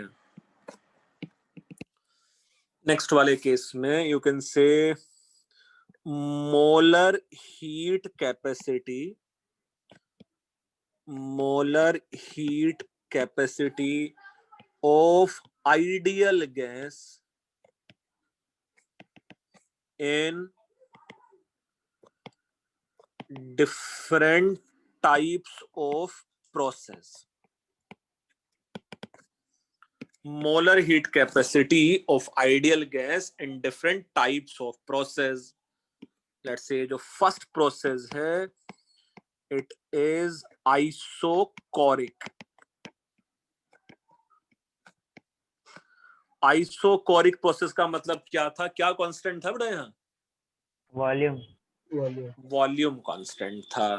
so volume constant था, तो इसको मैं देखो ऐसा लिख लेता हूँ, CV, M, या सिंपली मैं लिख सकता हूँ उसको CV। क्या पढ़ सकते थे हम लोग CV को? Molar heat capacity at constant volume, है ना। ठीक है हाँ सर। तो CV, M भी वही है बेटा, कहने के लिए मतलब M मोलर है, उस CV भी लिख रहे हैं, तो it is molar heat capacity at constant volume है। Yes sir. From here can we say CV should be equal to 1/n dq by dt at constant volume। बेटा ब्रैकेट के नीचे वॉल्यूम लिखने का मीनिंग ही वो होता है कि throughout this differential volume will remain constant, है ना। Yes sir. Yes sir. Further it should be equal to, ये आ जाता 1/n। Now according to, let's say you can say according to first law of thermodynamics, instead of let's say dq can be put du minus dw। यही था ना first law of thermodynamics का एक equation, change in internal energy can be nothing but Q plus W। देखो last lecture में लिखाया था बेटा, फर्स्ट लॉ ऑफ थर्मोडायनेमिक्स के बाद। पर सर वो डायरेक्ट Q प्लस W, तो सर U माइनस W होना चाहिए ना, डिफरेंशियल में क्यों ले रहा हूं उसको? अरे डिफरेंशियल चेंज तो डिफरेंशियल लूंगा भाई। क्या? अरे मैं सिर्फ इतना बोल रहा हूँ बेटा, अगर मैं U is Q plus W है तो डिफरेंशियल चेंज के लिए इसको मैं ऐसा नहीं लिख सकता हूँ। हाँ डिफरेंशियल चेंज के लिए बेटा। Yes sir. अच्छा अच्छा ये कांस्टेंट वॉल्यूम पे, जब मैंने वॉल्यूम चेंज ही नहीं किया है, तो dW का वैल्यू कितना होगा आइसोकोरिक प्रोसेस में? 0। 0। आइसोकोरिक प्रोसेस में ये तो 0 ही होता है। So from here can we say CV should be equal to differential of, let's say, u y। अच्छा ये मैंने, अच्छा तू ये समझने की कोशिश कर रहा होगा, अरे बच्चा मैं समझा, कुछ तो यहाँ गलती मैंने लिखा था। सर वो अपन ने हम लोग ने तो डीक्यू किया, हम लोग खाली क्यू का हाँ बिल्कुल, ना सर। मैं समझ गया तू क्या बोलना चाहता उस टाइम पे। ये तो u माइनस डब्ल्यू ही आएगा बेटा, क्योंकि डी तो मैंने बाहर लिया ही हुआ है, डिफरेंशियल है ना। सर वही बोलना चाहता था तू? हाँ सर वही बोल रहा था। बेटा डिफरेंशियल बाहर ही लिया हुआ है मैंने, है ना। अच्छा ये टर्म तो 0 है, कोई बात नहीं है ना, अभी ठीक है। देखो ऐसा इंटरनल एनर्जी पर मोल ले लिया मैंने, है ना। हाँ सर। अच्छा फोर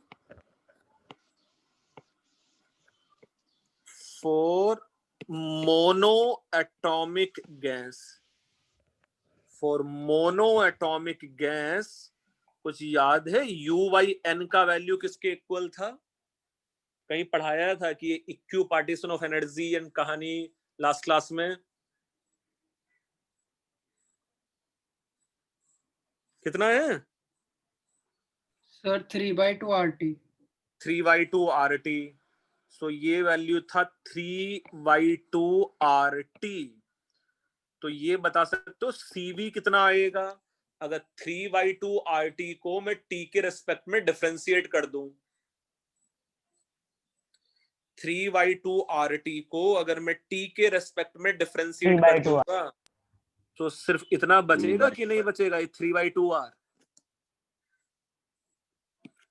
ऐसा ही for let's say diatomic gas, internal energy per moles का वैल्यू 5/2 RT था, एंड thus इसका जो CV है वो 5/2 R है। And for let's say polyatomic gas, internal energy per mole का वैल्यू 3 RT था, एंड द CV का वैल्यू 3 R हो जाएगा।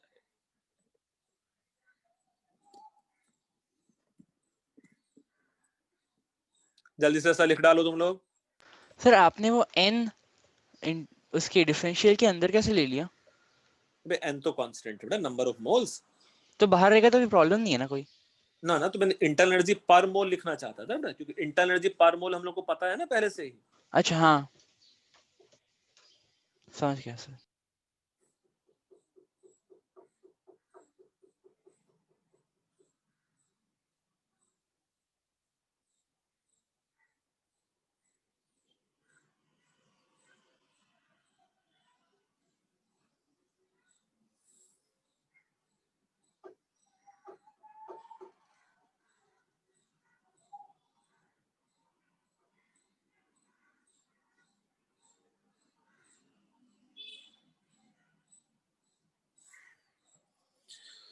CV का वैल्यू लिख के हुआ सबका। मोनोएटॉमिक गैस के लिए CV का वैल्यू 3/2 R होगा, डायटॉमिक गैस के लिए CV का वैल्यू 5/2 R होगा, एंड पॉलीएटॉमिक गैस के लिए CV का वैल्यू 3 R होगा। हाँ सर। लिख के हो गया सबका? Yes sir. हाँ सर। अच्छा जैसे ये आइसोकोरिक प्रोसेस है, ऐसा ही next one you can say it is isobaric process। isobaric process सर उसमें भी W 0 होगा ना? इसमें W अभी देख लेंगे। अच्छा मैं देखो ये आइसोकोरिक वाले प्रोसेस में ही मैं ऐसा लिख सकता था कि बेटा du is nothing but NCV/dt। हाँ सर। सर ये तो लिख सकते थे ना? नहीं हाँ हाँ सर लिख इंटरनल सकते energy change is always NCV T2 - T1 है ना?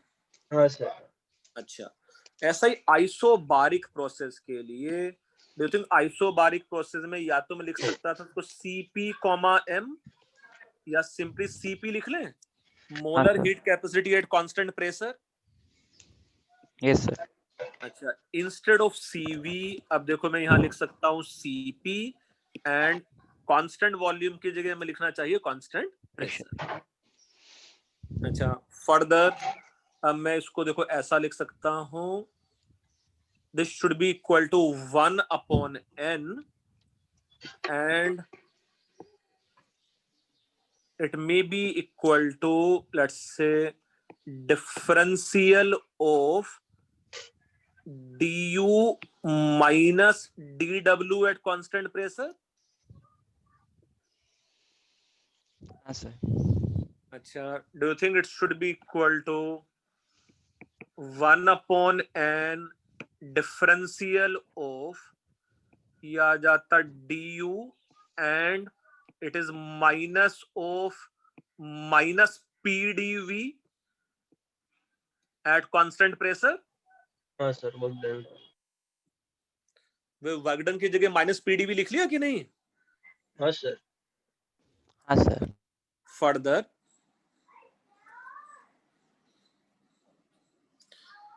यहां से CP का वैल्यू आ जाता मुझे 1/n।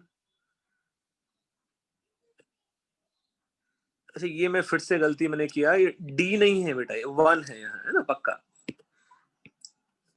DU तो अंदर है ना, है ना? हाँ अंदर भी। अच्छा, this should be differential of, instead of du can we write NCV dt? Yes sir. अच्छा, इंटरनल एनर्जी चेंज तो स्टेट फंक्शन है कि नहीं है?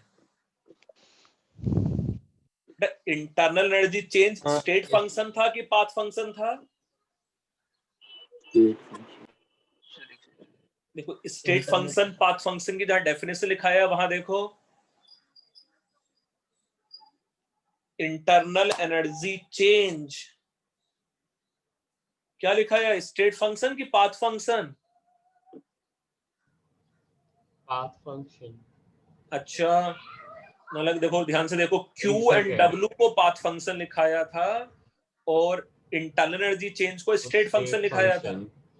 हाँ अच्छा, तो सेम चेंज इन टेम्परेचर वो आइसोकोरिक प्रोसेस में हो, वो आइसोबारिक प्रोसेस में हो, do you think delta U को मैं हमेशा ही NCV डेल्टा T लिख सकता हूं? CV तो गैस के लिए कांस्टेंट है। हाँ हाँ सर। 3/2R तो कांस्टेंट ही हुआ ना भाई? Yes sir. हाँ सर। अच्छा, प्लस ये अंदर बचेगा मेरे पास PdV, माइनस माइनस प्लस बन गया। हाँ सर। अच्छा, further it may be written as 1/n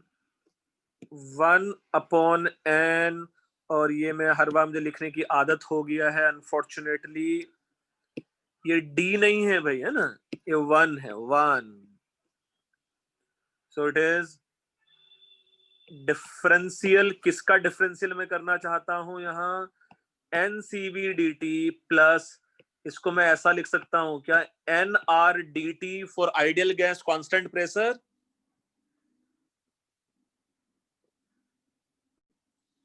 हाँ सर। PdV को NR dt लिख सकते हैं कि नहीं लिख सकते हैं एट कांस्टेंट प्रेशर? अब ये ऐसा ना यार, PV इक्वल टू NRT है, हाँ सर हाँ समझे। इसको मैं डिफरेंशिएट कर हाँ दूं sir. dV/dt equal to NR आ जाएगा कांस्टेंट प्रेशर पे, और फिर हाँ सर। PdV का वैल्यू NR dt आ जाएगा। हाँ हाँ सर। सर आ जाएगा। अच्छा, फ्रॉम हेयर CP का जो वैल्यू है, जो बहुत कुछ कैंसिल्ड आउट हो गया अब यहाँ से, 1/n चाहो तो ये भी सब हटा दो, ऐसा कितना बच गया CP का value, CV plus R। CV plus R, ऐसा याद रख पाओगे? Yes sir. कि जो CP का वैल्यू है वो CV प्लस R होता है। अब मोनो एटॉमिक गैस के लिए मुझे CV का वैल्यू ऑलरेडी पता है, तो यहां मैं CP का वैल्यू लिख सकता हूं। कितना आएगा? 5/2R। 5/2R। डायटोमिक में CP का वैल्यू 7/2R। 7/2R। अच्छा कैलोरीज में ले रहे हैं, हाँ 2 ऐड अबे करें। कैलोरीज में नहीं, 4R। अरे तो R का CV वैल्यू प्लस R है ना। 4। ये आ जाता 4R। सर हम लोग इसमें R की वैल्यू क्या ले रहे हैं सर? नहीं समझ। इसमें R R कौन का सा? वैल्यू लिया ही नहीं है बे अभी तक। सर ये अरे कैसे लिखा आपने? गंदा बच्चा तू, नालायक। इसमें तू R गलत। ऐड कर, एडिशन आएगा कि नहीं आएगा तुझे? हाँ सर वो आएगा ना।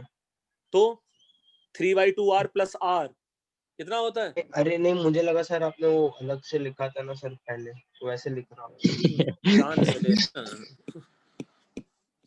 अच्छा, ये CP का वैल्यू CV के वैल्यूज लिख के हुआ है तुम लोगों का? हाँ सर। नहीं सर। नो नहीं सर। जल्दी से लिखो। Yes sir. No sir, 1 minute. हाँ, लिखो लिखो, आराम से लिखो।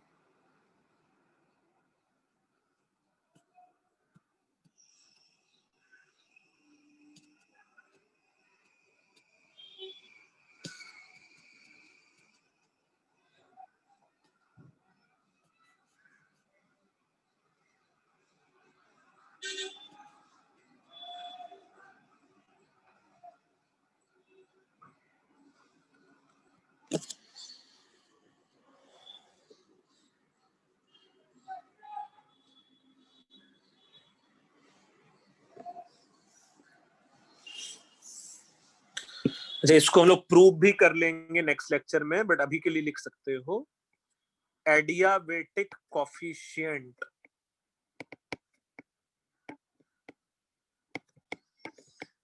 Adiabatic coefficient gamma is nothing but CP divided by CV होता है।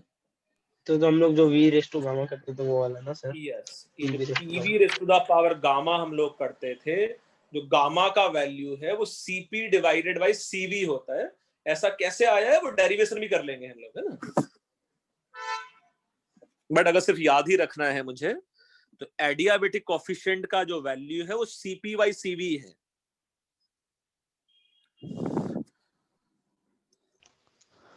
तो जैसा मोनो एटॉमिक के लिए गामा का वैल्यू कितना होगा? 5/3। 5/3। डायटोमिक के लिए 7/5। 7/5 और पॉली एटॉमिक के लिए 4/3।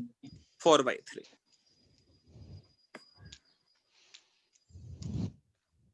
इतना लिख के हुआ है? हाँ सर। नहीं Yes, sir.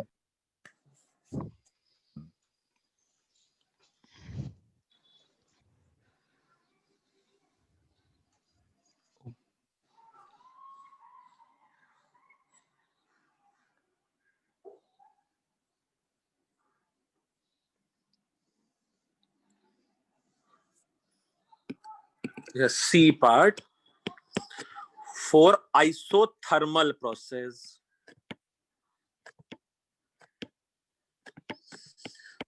For isothermal process इसको मैं लिख लेता हूं CT, और सिंपली लिख लेता हूं CT, molar heat capacity at constant temperature, है ना। Yes sir. यहां भी मैं ऐसा लिखता है कि बेटा CT should be equal to 1/n dQ/dt at constant temperature. जल्दी से मुझे बताओ CT का वैल्यू कितना होगा? टेंस टू, अगर टेम्परेचर कांस्टेंट, क्या सर इनफाइनाइट। इनफाइनाइट। अगर टेम्परेचर मेरे पास कांस्टेंट है अनडिफाइंड ना। मतलब you can say tends to infinity. हाँ। भाई मैं ऐसा बोल सकता हूं, मेरे पास अगर टेम्परेचर कांस्टेंट है तो मैं इवन 1 डिग्री सेल्सियस टेम्परेचर बढ़ाने के लिए मुझे बहुत बहुत बहुत ज्यादा हीट सप्लाई करना पड़ेगा, है ना। मतलब you can say tends to infinity, या ऐसा ही बोल सकते हैं कि नॉट डिफाइंड, क्योंकि मेरे पास टेम्परेचर बढ़ ही नहीं रहा है यार इसमें, है ना। हाँ जैसा कैन वी से जब मैं लेटेंट हीट ऑफ मेल्टिंग या वेपोराइजेशन सप्लाई करता हूं, जब मैं लेटेंट हीट सप्लाई करता हूं तो टेम्परेचर बढ़ता ही नहीं है, मैं हीट सप्लाई करता रहता हूं, है ना। हाँ सर। हाँ तो वो अंडर आइसोथर्मल प्रेशर। प्रोसेस है, उसके लिए molar heat capacity tends to infinity होगा, है ना। Yes sir. Okay sir. ऐसा ही if it is let's say adiabatic process,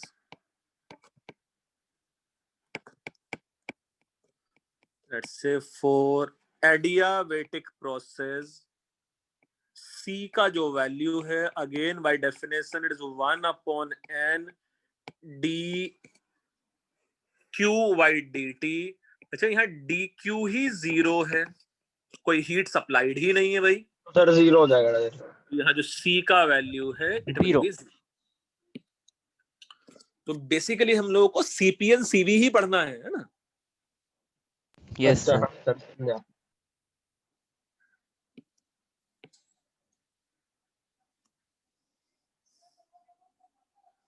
चलो हम लोग 3 क्वेश्चंस कर लेते हैं इसके बेस पे, जो भी CP CV हम लोगों ने पढ़ा है अभी तक।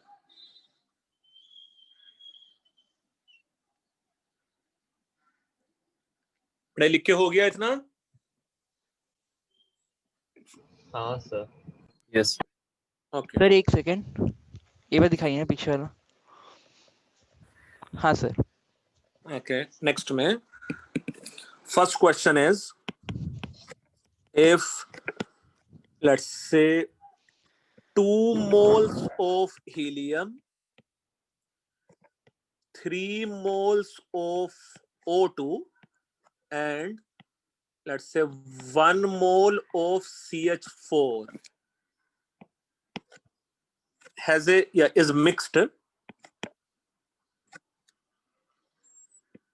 is mixed, then find out CV of given mixture।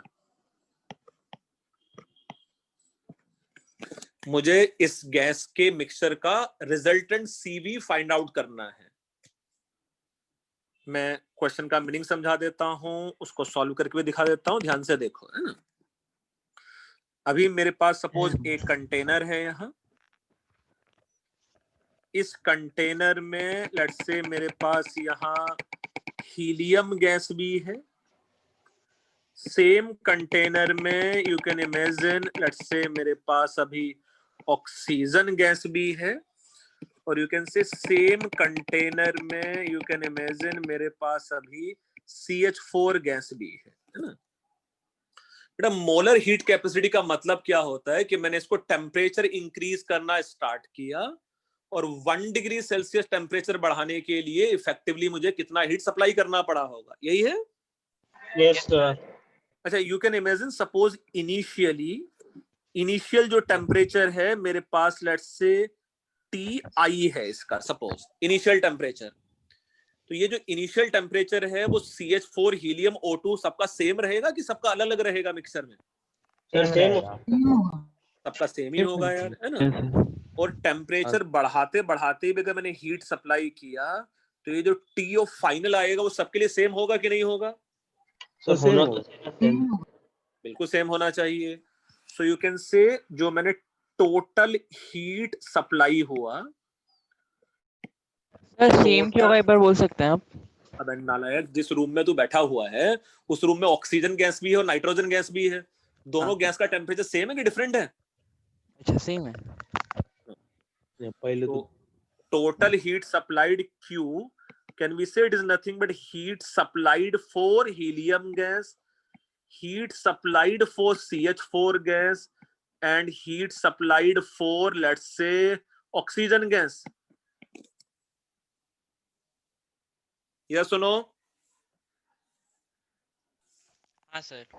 अच्छा total heat supply, total number of moles कितने हैं बेटा यहाँ सब मिला के? 6। 6। तो इसको मैं ऐसा लिख सकता हूँ 6 times of effective molar heat capacity and TF minus TI gas के मिक्सचर के लिए हाँ sir should be equal to जो heat supplied for helium gas होता, heat supplied for helium gas should be equal to twice multiplied by इसका molar heat capacity at constant volume कितना है helium gas के लिए, मोनोएटॉमिक है 3/2R 3/2R and ये भी TF माइनस TI होगा कि नहीं होगा? हाँ सर तो ये आ गया मेरे पास हीलियम गैस के लिए। ऐसा ही मैं यहाँ इक्वल प्लस लिख लेते हैं। CH4 गैस के लिए कितना होगा? CH4 के मोल्स कितने हैं? 1 मोल। 1 मोलर डायटोमिक CH4 डायटोमिक है, पॉलीएटोमिक पॉलीएटॉमिक है। पॉलीएटॉमिक के लिए भी सेम राइज इन टेम्परेचर हुआ है ना? हाँ and sir plus oxygen gas के 3 मोल्स हैं। डू यू थिंक ये आ जाता 5/2R times of TF minus TI? हाँ सर। सर आपने हीलियम के लिए TF माइनस TF किया है तो सर वो ओके ये अच्छा बच्चा भी, ये तो 0 हो जाता फिर है ना। सो ये TF माइनस TI है बेटा, वो भी है ना। तो तीनों गैस को जो टोटल हीट सप्लाइड किया उसको ऐड कर दिया ना रिस्पेक्टिवली। अच्छा यहां से मेरे पास ये तो कैंसिल्ड आउट ही हो गया। हाँ सर एंड इससे जो इफेक्टिव CV होगा वो कितना हो जाता है? Effective CV twice of 3/2R plus you can से 1 times of 3R plus 3 times of 5/2R divided by 6, या मैं 6 की जगह बेटर ऐसा लिख लूं 2 + 1 + 3। तो कैन वी से इफेक्टिव जो CV है वो डिफरेंट गैसेस का अर्थमेटिक मीन जैसा ही हो जा रहा है कि नहीं हो जा रहा है? हाँ सर। ये है ना वेटेड एवरेज या arithmetic mean. Yes sir. Number of moles multiplied by उसका CV plus number of moles multiplied by CV plus number of moles multiplied by CV divided by total number of moles. हाँ sir. हाँ sir अच्छा चलो ये add करके जल्दी से बता दो कितने टाइम्स ऑफ R आ जाएगा? 9/4R। Yes yes. So it comes out to be let's say 9/4R. और अगर मुझे इसका CP फाइंड आउट करना होता तो कितना हो जाता?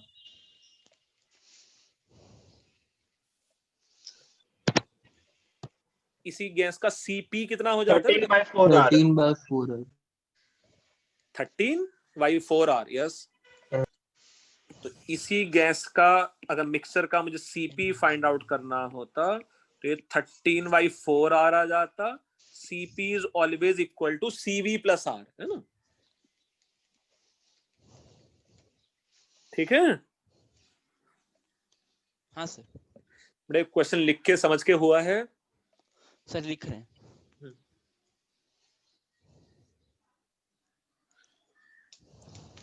फिर हम लोग चाहते तो डायरेक्टली इसी टाइप का फार्मूला भी रिलेट कर सकते हैं, ये बस है ना, मतलब बाकी सब और कुछ लिखने की जरूरत भी नहीं थी शायद हम लोगों को। सर आप हाँ, लोग बोलो। पूछ रहे थे कि TF माइनस T इनिशियल सब में क्यों आया? विंडो है तेरे घर पे आसपास? हाँ। हैं? हाँ। ग्रिल तो नहीं है है। उसके पास? बस कुछ बच गया। ठीक है। अच्छा भाई बेटा अभी तो बताया था तुझे कि सारे गैस के लिए जो एक मिक्सचर के डिफरेंट गैसेस है सबका टेम्परेचर कांस्टेंट ही होता है बेटा। हाँ। मिक्सचर के जो डिफरेंट कंपोनेंट है उनका सबका टेम्परेचर कांस्टेंट ही है ना। Yes sir. तो बेटा अगर सबके लिए फाइनल टेम्परेचर TF है तो एक के लिए TF है तो दूसरे के लिए भी TF होगा यार। हाँ। और तुझे थोड़ी देर पहले ही बताया था मैंने ये सब। नहीं मैं बोल रहा हूँ जैसे Q इज इक्वल टू सबका हाँ हीट, बहुत अच्छा बच्चा। उसमें TF माइनस TI हम लोग नहीं लिखते तो क्या होता है? अबे तो डेल्टा T तो लिखना पड़ेगा ना भाई। Q अच्छा। इक्वल टू M मतलब NCV डेल्टा T। अच्छा सर, अब समझा। हाँ, ये लिख के हुआ भाई। सर एक second.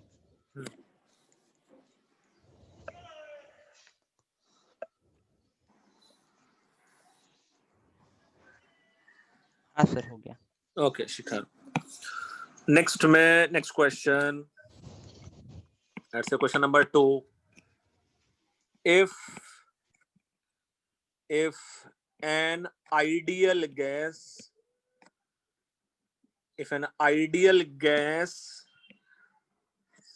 let's say heated, an ideal gas is compressed.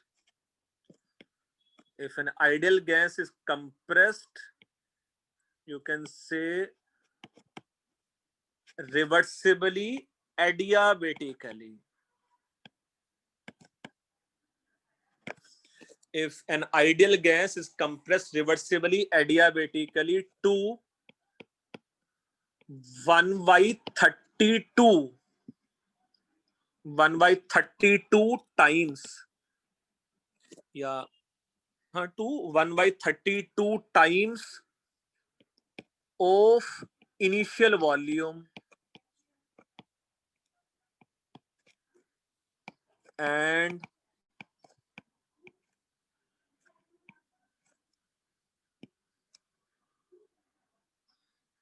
simultaneously, मैं लिख देता हूं, and its temperature is increased by 4 times. I'm repeating again, volume हो गया है 1/32 टाइम्स और टेम्परेचर हो गया है 4 times. Find out atomicity of gas. अच्छा, एटोमोसिटी का मतलब क्या है कि ये मोनोएटॉमिक है, ये डायटॉमिक है, ये पॉलीएटॉमिक है, वैसा कुछ बताना है तुम लोगों को, है ना.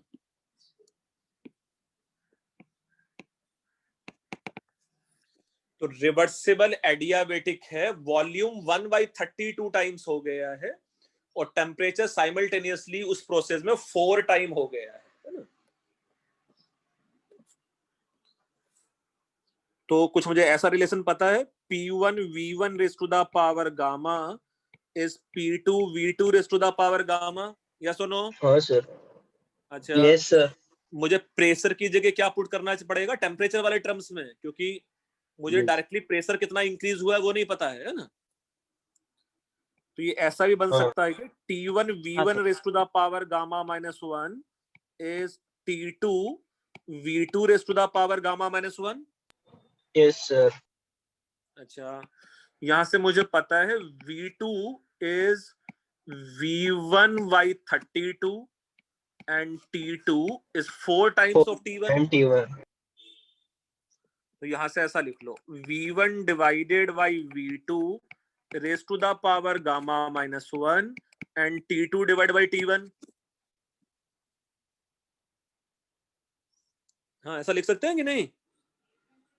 हाँ सर. अच्छा, V1 divided by V2 कितना हो गया? 32. 32. 32. 32 raised to the power gamma -1 is 4. हाँ सर. अच्छा, from here can we say 2 raised to the power 5 times of gamma -1 equal to 2 raised to the power 2. Sir 5. अच्छा हाँ sir. Yes. 2 raised to the 5 भी तो 32 होता है. नहीं sir, मैं पूछा. अच्छा, गामा का वैल्यू कितना आ गया यहाँ से? 7/5. गामा का वैल्यू आ गया यहाँ से 7/5. Yes sir. अगर गामा का वैल्यू 7/5 है तो कितना है atomicity of given gas? Diatomic. Diatomic. ये जो गैस है it will be diatomic gas. Clear? Sir diatomic कैसे? अरे देखिए ना वैल्यू. इसमें बेटा ये सब किया तो है हम लोगों ने। CP divide by CV equal to gamma है। पेज पलटा। पेज अच्छा पलटा नहीं। हाँ बराबर।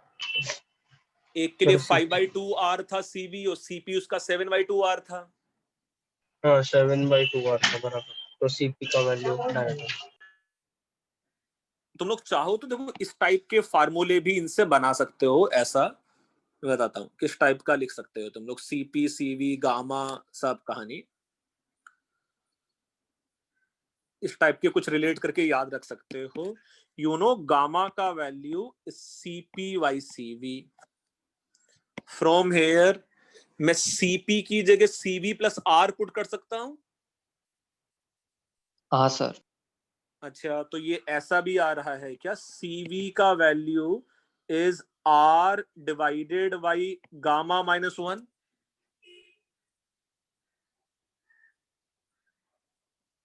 सर एक का अच्छा हाँ सर। अरे CP की जगह हाँ CV sir. Plus R put कर दो यार, है ना। हाँ और सर। ऐसा ही मेरे पास CP का वैल्यू क्या आ जाता फिर? Gamma R divided by gamma -1। हाँ सर। तो जैसे अगर मेरे पास गामा का वैल्यू यहाँ आ गया था क्वेश्चन में 7/5, तो मैं सीधे यहाँ CV का वैल्यू फाइंड आउट कर लेता। क्या ये आ गया 7/5 -1, तो ये क्या आ जाता 5R/2। तो भी मैं बोल सकता था कि वो डायटोमिक है ना। यस भाई, किस बच्चे की आवाज आ रहा है ऐसा? हेड़ा ये लिख के हुआ है ऐसा कि नहीं?